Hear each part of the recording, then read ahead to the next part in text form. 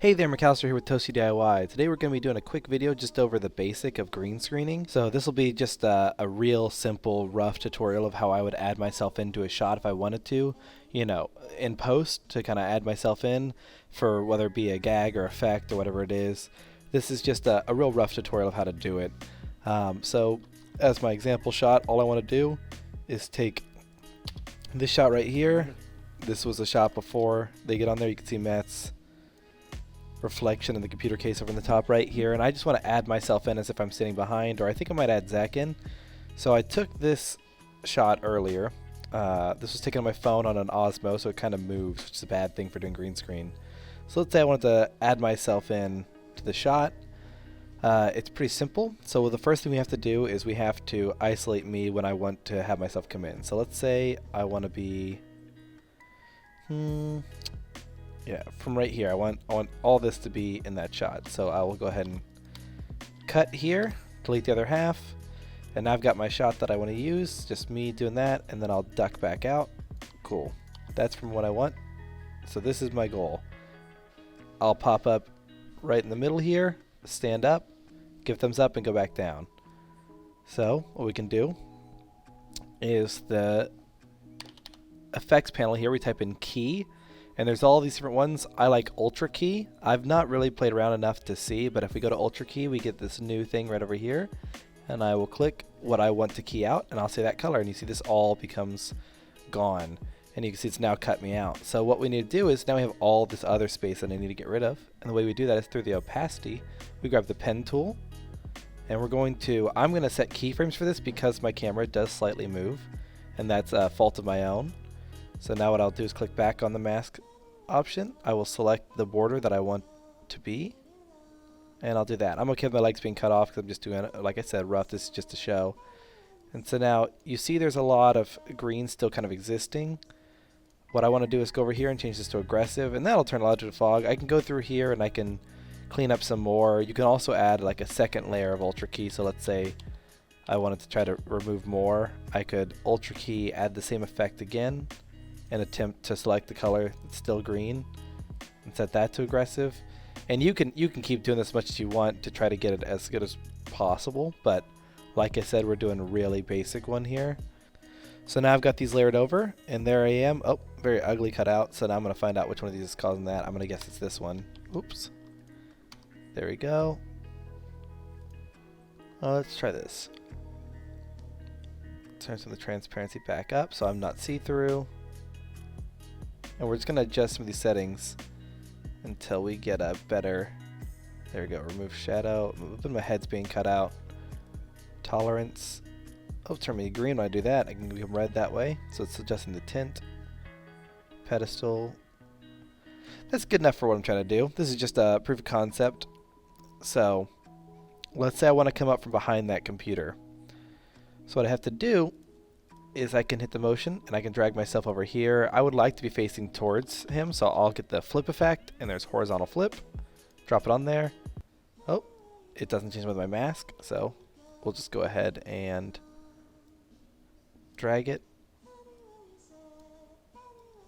back down here. And you see what's happened is my mask, opacity mask, hasn't changed its position with the flip. So all I need to do is drag this over here and adjust the edges to match. And I'll want to reset my keyframes, otherwise it's going to follow through. But my head's kind of gone there, so fun stuff. We will just take the mask and lift it until my head's available again. There it is. Alright. So if we wanted to, for instance, have me look more in the scene, what I have to do is make it look like there is something in front of me. So what I have to do is I'm going to do another.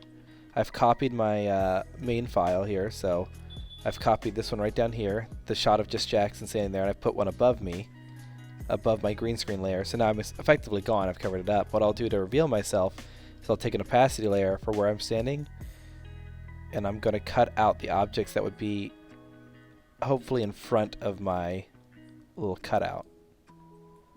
So I can go down to the desk here actually and cut out just a real rough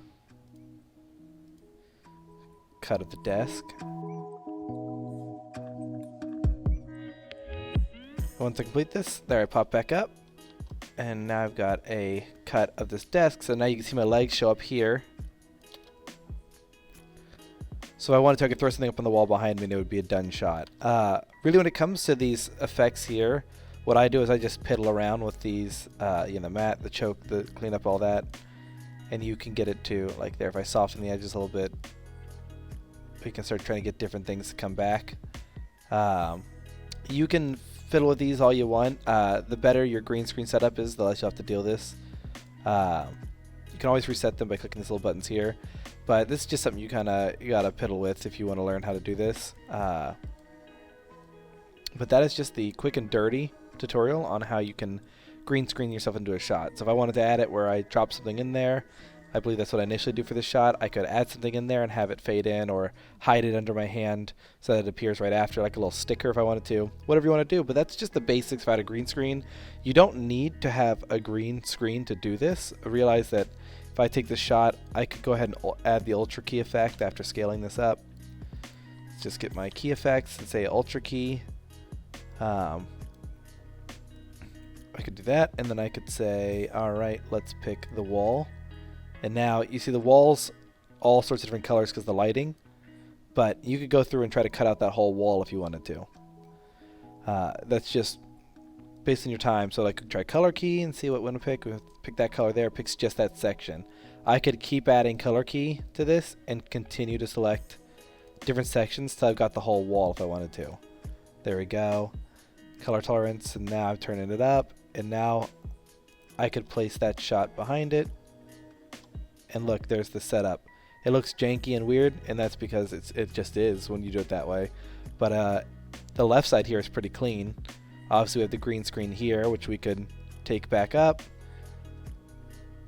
delete what we did, and we could mask this out and put it over top. It's just kind of like building a picture. If you've ever heard of photo mashing or kit bashing kind of deal, that's really what it ends up being. But it's your choice on how you get it done.